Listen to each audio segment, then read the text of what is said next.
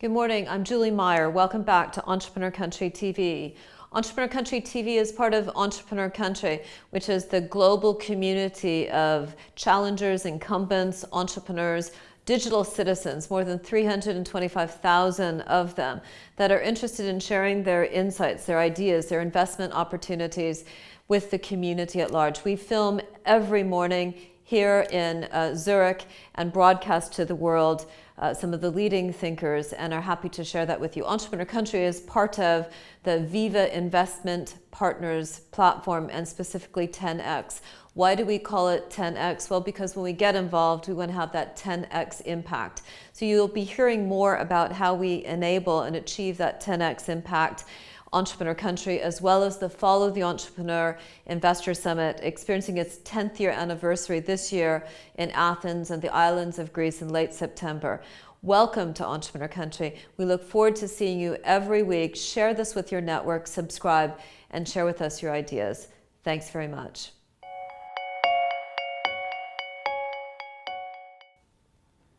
Good morning, welcome back to Entrepreneur Country TV. I'm Julie Meyer and I'm here in Zurich, Switzerland. I'm delighted to welcome back to Zurich Tal Eliashiv, the founder, managing partner of Spice VC. Good morning, Tal. Good morning, Julie. Excellent to have you with us. Good to bring you in from Tel Aviv, but you're traveling all over the world because you've got a fascinating platform called Spice VC, which we're going to get into in just a moment. But you are a fascinating entrepreneur. My God, you've done big opportunities in China, America, based in Tel Aviv. I mean, tell us about how you became not just a global citizen, but a global entrepreneur. How did this happen? So, interesting. People talk about career as if it's something that is planned, but I think in most cases, it's just something that you see when you look backwards. So I have an interesting background. I did very large corporate roles for quite a few years in multiple countries. Very large scale and interesting businesses, but most of them in very high growth environments. And I've also been a serial entrepreneur. This is my fifth one in 3 different continents. Wow. But it wasn't serial. I kept moving between entrepreneurial opportunities and large corporate roles because I think both are very interesting. And what I'm interested in is making an impact. Yeah. So I think life is about meeting opportunities and choosing whether to take them or not. And when I see opportunities to make, or potential opportunities to make a big impact, it's interesting. And making a big impact is a combination of things, of course. It's making a big impact on the world, but it's also being able to learn and grow in the process.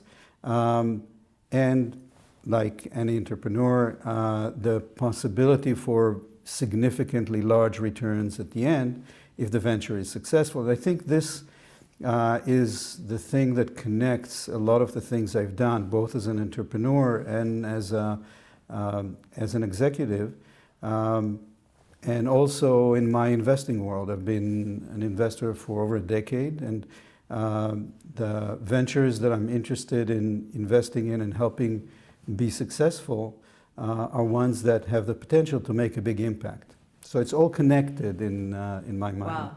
Well, it's fascinating, but let me tell you, not a lot of people have been as successful in so many different, as you say, continents, corporate, startup, and so forth. So really, honestly, congratulations. One of the things that you mentioned at dinner last night, which I think the Entrepreneur Country community will find fascinating, is you set up a business 20 years ago in China. That's right. Which was an American business, which did well. I mean, in light of the kind of trauma going on between China and America today, how'd you get that done? How'd you pull that one off? As an Israeli, I don't know if you're an American citizen as well, but I think I'm an American. Okay. I'm an American and an Israeli, and I lived in the U.S. for 20 years, and Okay. China venture was during my U.S. years. It's very hard to explain, but the first time I landed in China, I felt at home. I think that Wow. there's something about the culture that I connected to, and some keys to the success was we built the venture mostly based on Chinese people, local Yeah. people, Yeah. and the people that stood to benefit a lot from the venture were Chinese people. We created a very exciting opportunity. Back in the days, it was very rare to see a venture like this that is owned in a combined way between U.S. and Chinese. Absolutely. But also our clients were large, big international names, mainly in the financial industry. And this was very appealing to a lot of people in China that came to work in the company because this was a great opportunity for them. So we were able to attract truly the best and the brightest from all over China to Shanghai to this venture, and they were extremely bright because I tracked many of them over the years, and they have all been individually extremely successful, both in China and outside of China. So great people. So if you attract great people and there is a true business need, it succeeds usually, and that's what happened. Lovely, lovely. You said something last night at dinner that really I couldn't help but remark about, that it might seem the Chinese ways might seem strange to us on the outside. They're not strange to the Chinese, and in a way it's kind of a blindingly obvious statement, but also just very revelatory and succinct, and I loved it, the way you said it. It's true. To me it was fascinating. The first time in China, I was there talking to people, and in my traditional American way, I was giving examples to some things, and I was using idioms, and I was using Peter Pan as an idiom for something that I was saying, and I saw the blank stares. And it was like, you have no clue what I'm talking about because Peter Pan is not something you grow up on. And this was the big sign for me. You better understand the culture better if you really want to connect with people. And I did. Fascinating culture. China and the way things happen in China is not weird to Chinese people. It's weird for us because we come from a different culture and we're used to things being done in a different way. When you understand, things make sense. Now you can love it or not like it, but they make sense. So you mentioned something about this kind of two layers of things happening. Would you mind going over that again? I found that really interesting, but you said it much better than I can remember to say it. So it's an observation, it's not a fact, right? But one of the things I noticed in China is that there are different layers of communication that is happening, especially when you look at public life. So the official statement or the official rules, and then there is how things really happen. And it seems like people there know exactly which is which, so they can navigate between the two. They feel very comfortable with that. And I kept asking questions about this, but, and they would say, no, it's okay. This is the official statement, but really this is what's happening. But this is just part of the cultural differences with what we're used to. Now, I have so many friends from INSEAD that are Israelis, and some of them have said along the way that the Chinese are just coming in droves to Israel. Is this a broader? Is there just that? You mentioned you felt quite at home. Is there something which connects the two cultures, a belief in technology, or kind of startup nation writ large, or a kind of I don't know what it is, but I've heard that the Chinese are very interested in Israelis, Israeli technology, Israeli entrepreneurship. Is this true, or is that just what I'm hearing? It's true. I think that it comes from several places. First, there is a very positive image of Israel and its high-tech industry in China because of the pace of growth and because of the impact. And for China, who has been for many years looking for ways to leapfrog and take a kind of front seat in what's happening in the world from a technology standpoint, not just from a manufacturing standpoint, that was very important as a way to maybe gain some of this entrepreneurial spirit. Maybe it rubs off. But there was a lot of admiration for things that happened in Israel over the last, say, 70 years. But I think there's something else that is deeper.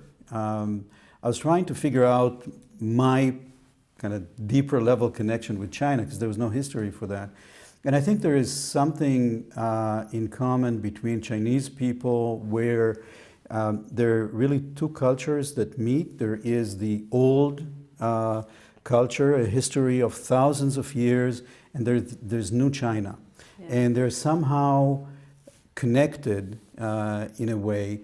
And you find the same thing in Israel. You find a history of thousands of years, and you find the kind of very vibrant, current, modern culture, and they live together. And I think that this is in common between Chinese people and Israeli people. I think the other thing is that Israelis are notorious for breaking rules. Breaking rules is important for any entrepreneurial venture success because you need to think outside the box. You should not accept status quo, common wisdom, what everybody tells you cannot be done. By the way, it's the same thing with spice. Everybody told us at the beginning it cannot be done, so we went and did it. Yeah. That was even more of an incentive to go do it. Chinese people do the same. In a different way, with a different style, but they do the same. So I think there's... Tell us about spice. It's a fascinating, you are a global pioneer in what you're doing. You're really building an industry. It's it would be daunting, but I get the sense you're having an enormous amount of fun, even if probably, it's unbelievable. It's taking probably everything you've learned all your life into this, but tell us about it. I really wanted Entrepreneur Country to learn about Spice VC. So Spice is a venture capital fund that invests in companies that build the ecosystem of the tokenization industry. Now it sounds like a mouthful, but it's really, really very focused. It's laser focused. The tokenization industry is a very new industry. It's an industry that is maybe 2 years old, a little bit, maybe more than that. And it's truly still in its infancy, but it's very, very unique in multiple ways. One, it's an industry that has a potential size of hundreds of trillions of dollars, and there are not too many industries I can think of that size. The second thing about this industry is that it's growing from zero to that size over the next 10 years. Yeah. Because there's absolutely no doubt in my mind that 10 years from now, all financial assets will be digitized. Yeah. So this whole ecosystem enabling this industry is being built now. Yeah. And as a VC, this is a great time to participate in it. Shape it. Yeah. Shape it. And so thanks for that comment, because when we started, it was very important for us to not come from the outside. And it all started with us tokenizing the LP interest in Spice. Spice is a fully tokenized fund, so all LP interests are tokenized. And this was something that didn't exist. We are the first ever VC fund that is fully tokenized. We're the first fund that issued fully compliant, regulatory-wise, digital securities, and we are the first digital security to be traded ever in a regulated marketplace in the world. So we did a lot of firsts along the way. Breaking new ground. Totally, and it was very important because as we invest in this industry and enable players in this industry to succeed and grow, we come from a point of truly understanding this industry because we were founders of this industry, and because we have the scars on our backs from understanding what's important, what's not, what's missing, and it allows us to help companies navigate this non-trivial period of infrastructure being built while the industry is growing, and also make, we believe, much better bets on who's going to succeed and who is not, and help them do that in the process. In some respects, you could say you're making it for all of the VC funds that come after you. You're clearing the path in the forest, and they're going to benefit. But presumably, you're also probably, if VC is about buying low and selling high, you're probably getting in on better terms because people want to be part of your ecosystem, to be part of your venture portfolio. Is that a reality? Or? It is a reality. Spice, they want you in. They want us in. Spice has a very strong brand recognition. Almost anything you read about the digital securities industry mentions Spice. All our portfolio companies, and we made over the last year and a bit more than 12 investments. Wow. All our portfolio companies wanted us in not because of the money we bring, but because of our involvement, our understanding of the industry, our connections in the industry, and our ability to help them make good choices in the process. And of course, that leads to much better terms on deals coming in, and also being exposed to any deal we're interested in the industry. Excellent. You've made 12 investments. You have roughly 10 million under management. Is that 15? 50? 15. 15 under management. Excuse me. And presumably it's getting easier and easier. I mean, everything that was difficult at the beginning is getting easier. Or are there new complications? Is this getting? Are you recognizing this is even more tricky to build this industry, or would you saying, okay, now you kind of see what you need to do exactly, and you have the reputation and the momentum? So I come from many years in the financial investment and trading industries. So we knew up front that this is a massive building endeavor, and this is what was attractive about it, because it means a lot of investment opportunities in there. So we knew it's complex, and we also knew that parts of the way and the paths will reveal it themselves as we build. It was impossible to upfront chart what it would look like, and even silly to try. So we knew it's a massive undertaking. We also knew that this is going to happen, with or without us, and we wanted to be a key part of it. Yeah. So it is complicated. Complicated makes it interesting and makes it a very, very fertile ground for a lot of ventures to do stuff and be successful in the process.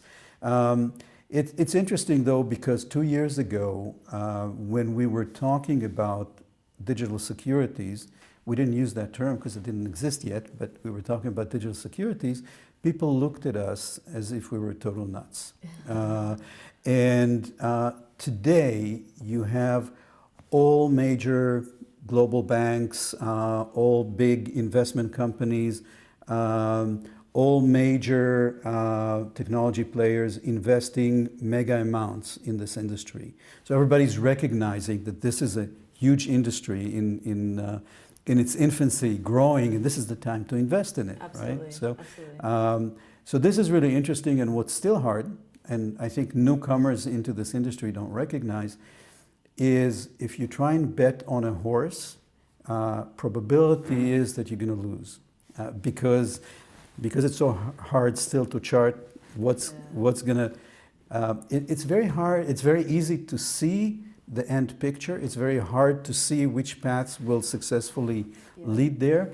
So if you try and bet on a specific horse, you're very likely to lose. If you try and bet on a portfolio, and this is really what we offer our investors, the ability to get exposed to a very diversified portfolio within a narrow industry, narrow but huge and growing.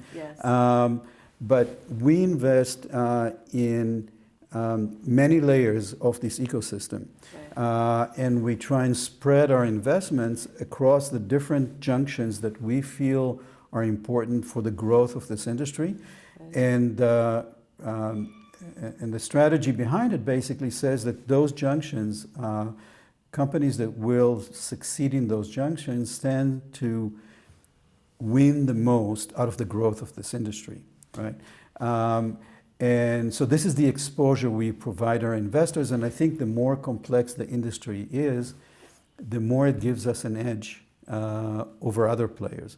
At the end of the day, you said paving the way for a lot of other VC firms. It's true. Many other VC firms followed and tokenized part or all of their portfolio because there's mostly benefit to investors. The first and largest barrier to investors investing in VC funds is the lack of liquidity of that investment. And this eases this concern, of course. So everybody wins out of that. And it provides greater exposure in terms of people that can invest in the fund versus people that invested before in VC funds.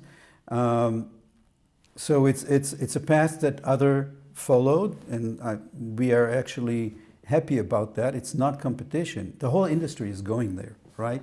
So we're actually happy seeing to see other people following. Exactly. Yeah. Now, you did choose outstanding advisors. I mean, I think top law firm.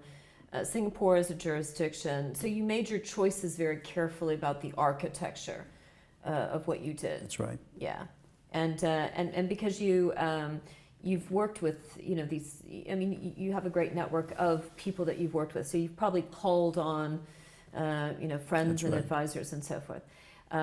As a venture capitalist, I mean, you're not 28. You're a good venture capitalist because you are not 28. Is that fair to say? Is that it's the sum total? Do you feel this is the sum total of what you've done and you couldn't have done it 20 years ago, or do you think you just would have approached it differently? Or so I think this is one of the things that I don't think it's the age thing. I think it's how much I was able to cram in those years. So it's really the experience. It's not the age. But I could have done it 20 years ago, but not as well. I think that a lot of the experiences I accumulated over the last 30 plus years in both as an entrepreneur, initiating, growing, selling companies, and struggling with everything entrepreneurs struggle with, doing very large scale and growth from small to extremely large scale, being exposed to transactional businesses, being exposed to financial industry across many countries and jurisdictions, and being an investor for over a decade, created a unique mass of experiences that I think I can draw on, not just my own experiences, but other people that I've connected with over that period of time. As you said, that I can call on as advisors and get their help and opinion and connections in the mix. And it makes it a much more rich and valuable mix, I think. But at the end of the day, as a venture capitalist, the result is what really counts. So we'll have to wait a few more years and see the end results. The fund is doing pretty well so far, but it's a young fund. So it's kind of I mean, congratulations on that. I mean, I think that's one of the most important messages to say here is, and on top of everything else you've done, your fund is doing well. That's right, and quite well. Yeah, quite well. So yeah, it's doing well, and performance is outstanding as a young fund. Especially if you compare it to other indicators during the last 2 years, whether it's public indices across the world, whether it's other avenues. But at the end, and this is, by the way, the interesting thing about a tokenized fund. Traditional VC fund, the proof is only at the end, right? Yeah. Because investors meet money only when there are liquidity events, when there are exits in the fund. A tokenized fund, investors meet money whenever they want because their LP interests are tradable digitally, so they can choose to exit whenever they want, even if companies didn't exit yet, and this is what our investors can do. So interesting. I mean, it does feel that the world of investing is approaching the world of trading. In this world of everything becoming liquid, you know, there's a merging in some respects of the two categories where it used to be, you know, the investment world and trading were, you know, radically different animals. So, and this comes from digitizing securities that historically have been private offerings, and now they're suddenly tradable. There was a barrier to them being tradable before, but now they can be tradable. Yeah. So it's a brave new world in a way. And we spoke about Securitize last night at dinner as well, and you're and rightly so, very proud of their success. And we have a mutual friend there, and Jamie Finn, and of course Carlos, your partner. And Securitize is really taking the world by storm. I mean, it's an operating paradigm, really. I mean, you could see it become as important as the Windows operating system for this multi-trillion-dollar industry. How was that conceived? How did that business emerge? It's truly quite an extraordinary creation that you have there. So they say that necessity is the mother of invention, and it's true in this case as well. As we were initiating SPICE and thinking about the operating model, we really wanted to be able to share with our LPs the success and growth of the fund assets before exits occur. Mm-hmm. And we were kind of thinking really, really hard how to do this because it wasn't done before. Right. And this was early 2017. We were looking at a lot of what was going on in the crypto world and looked at the technology and said, well, this is not crypto, these are securities, but the technology enables taking the LP interests and digitizing them and turning them into a tradable asset while keeping exactly the same economic rights of LPs. Why don't we do that? And we started shopping around because there were many platforms back then for issuance of tokens, but they were simple tokens. There were tokens that were meant for the crypto world. And we said, look, this is what we want. Would you do it with us? And everybody said, first, no, because we make easy money in the crypto world, so go away. And besides, what you're doing, what you want to do can't be done. It's too complicated. Go away. Mm-hmm. And we heard it enough times, and we said, well, we're all serial entrepreneurs, we'll just go do it. And we did, and we started building the technology to be able to tokenize LP interests for SPICE. And halfway through doing this, we said, well, this is way more valuable than just for spice. This is a foundation for a mega new industry. We should not bury it inside of spice. It should be an entity on its own serving this huge industry. Absolutely. And we spun it out. Wow. We spun it off as an independent company, and the rest is history. It's a very successful company, incredible growth. Yes.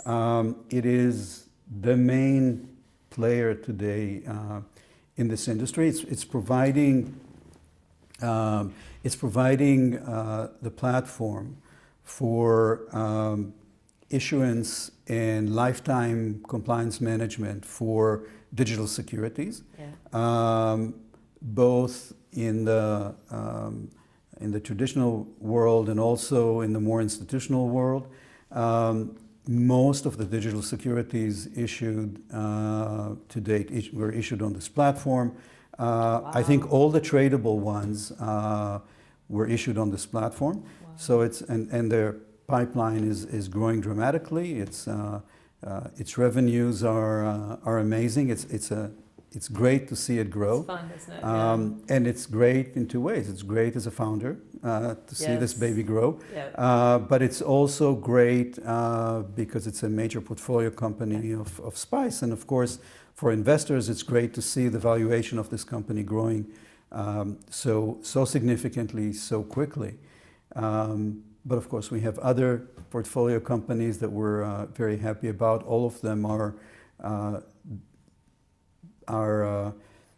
companies that we believe will make significant impact in this industry. All of them very carefully chosen. And there are several others that are already showing incredible traction in the industry. So fantastic. Now, you mentioned that you had a high regard for the Swiss regulators and felt that they'd actually been doing their job quite well, and probably in a very Swiss way, which we all know what that is reliable and efficient and very thought through and so forth. Tell our audience a little bit more about why you think that. So I think that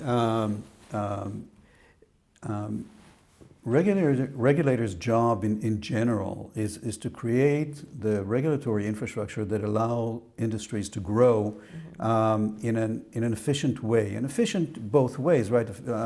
Regulation should be such that it protects investors, if we're talking about the securities industry, and also provides fertile ground for companies to operate in. Yes. And I think that's exactly what Swiss regulators did, and they did it extremely early. So to me, it's fascinating that while the world is still debating and discussing the differences between crypto and utility tokens and digital securities and what is what and who should regulate what and so on, the Swiss regulators were very quick to come up with a thesis that defines different types of digital assets and regulation around those different assets. And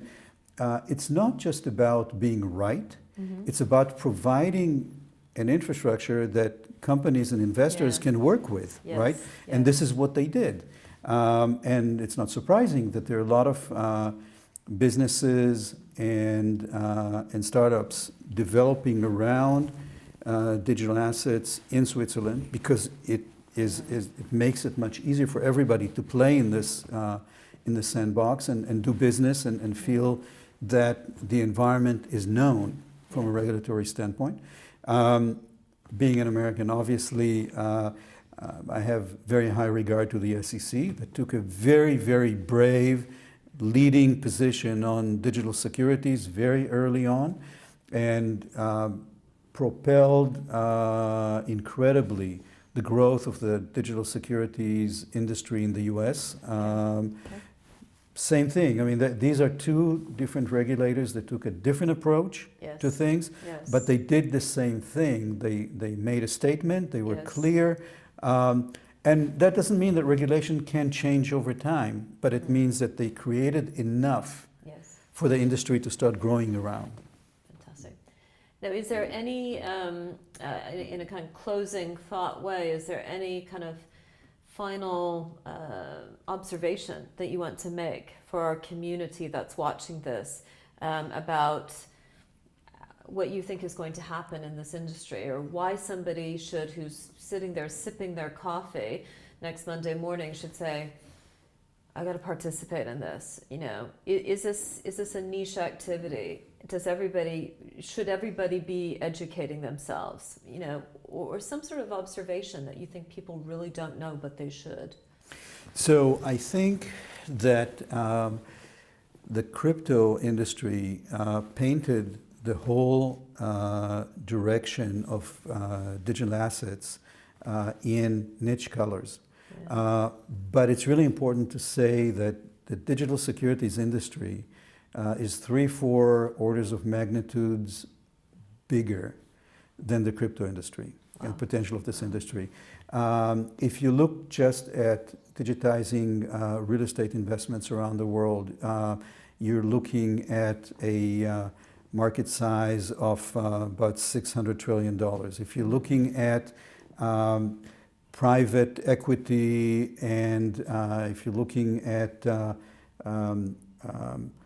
public markets, if you're looking at private offerings, each one of these that I mentioned, if you look at the bond markets around the world, each one of these is on its own hundreds of trillions of dollars inside. All of these are going to be digital assets in 10 years, right? Yeah. So this is a tremendous change in the way securities are done and assets are managed in the world. Yeah.